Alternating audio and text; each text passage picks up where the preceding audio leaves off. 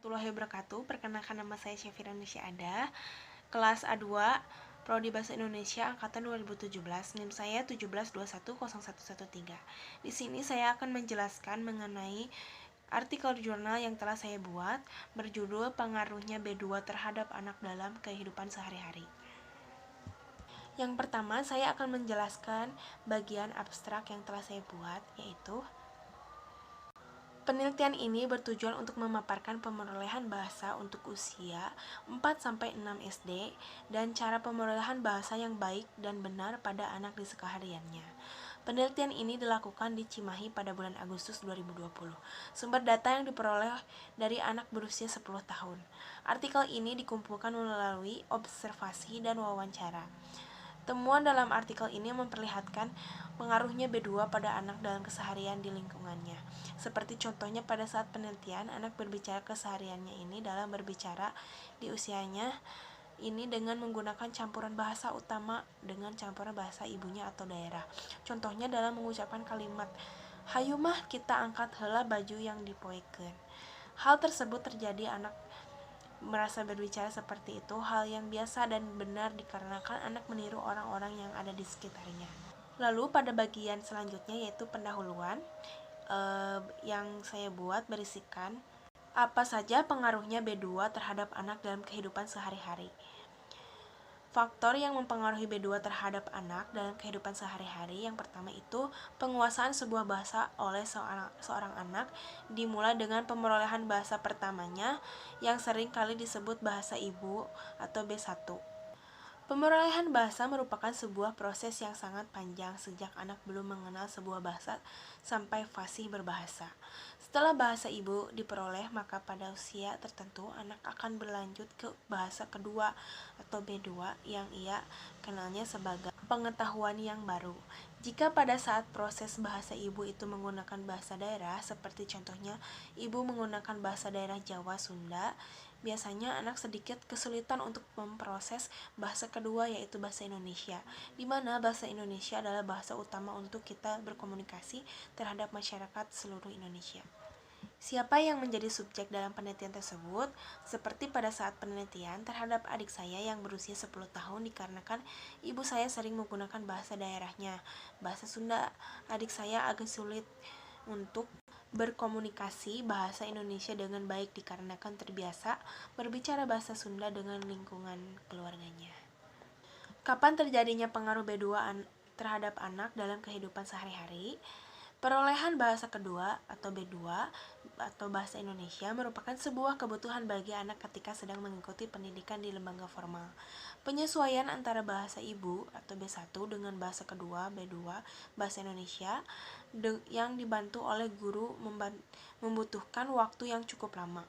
Oleh karena itu, pada kelas rendah atau kelas 1-3 SD masih menggunakan bahasa ibu sebagai bahasa pengantar pendidikan. Kelas lanjutan 4-6 SD dan seterusnya, guru akan menggunakan bahasa Indonesia sebagai penyampaian ilmu pengetahuan dan teknologi yang baru oleh anak. Apabila pada kelas lanjutan guru masih menggunakan bahasa ibu atau bahasa daerah sebagai bahasa pengantar pendidikan, maka dampak negatif yang diperoleh anak sebagai contoh seorang guru Indonesia menceritakan dongeng Malin Kundang. Guru menceritakan bagian kutukan ibu Malin Kundang terhadap siswa dengan berbahasa Sunda. Dikutuk maneh ku urang jadi batu.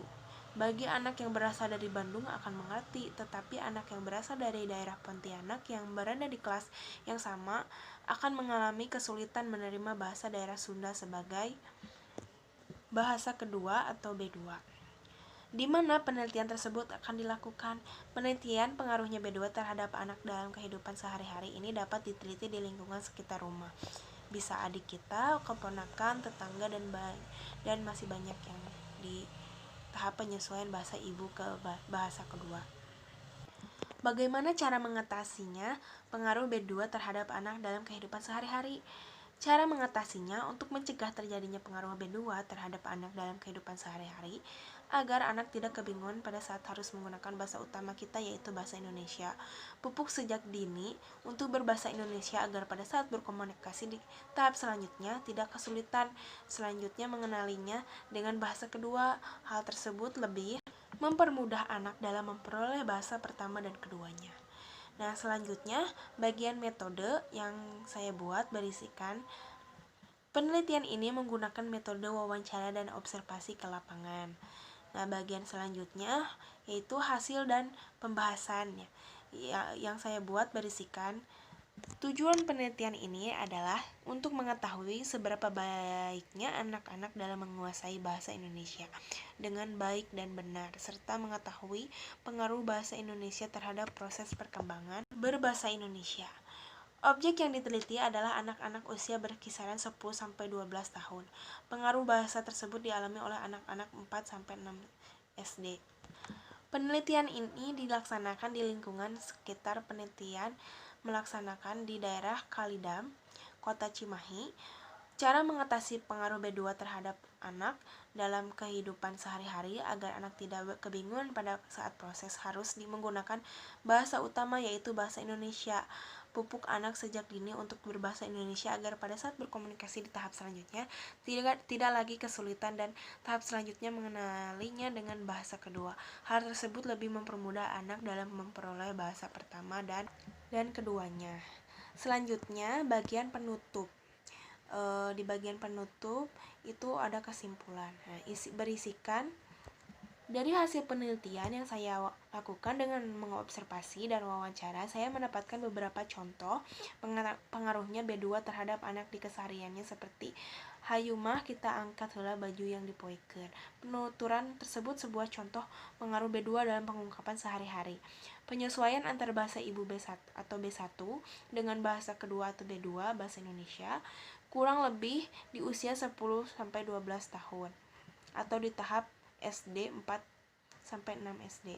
Mengatasinya pengaruh B2 terhadap anak dalam kehidupan sehari-hari agar anak tidak kebingungan pada saat proses harus menggunakan bahasa utama yaitu bahasa Indonesia.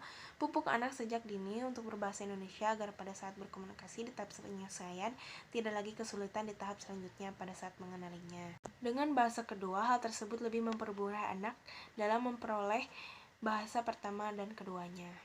Bagian selanjutnya di penutupan yaitu saran.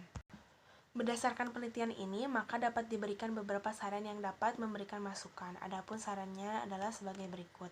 Sebaiknya pada saat proses harus menggunakan bahasa utama yaitu bahasa Indonesia.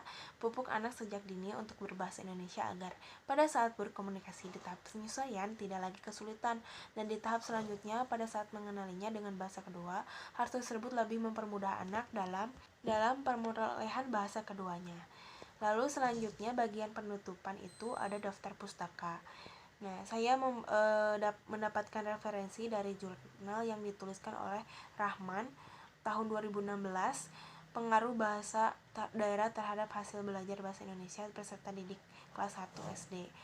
Jurnal Pendidikan Dasar Islam Vol 03. Dan dari buku Tarigan tahun 2019 berjudul Psikolinguistik di daerah Bandung dari penerbit CV Angkasa. Sekian dari pemaparan yang saya jelaskan mengenai jurnal saya. Wassalamualaikum warahmatullahi wabarakatuh.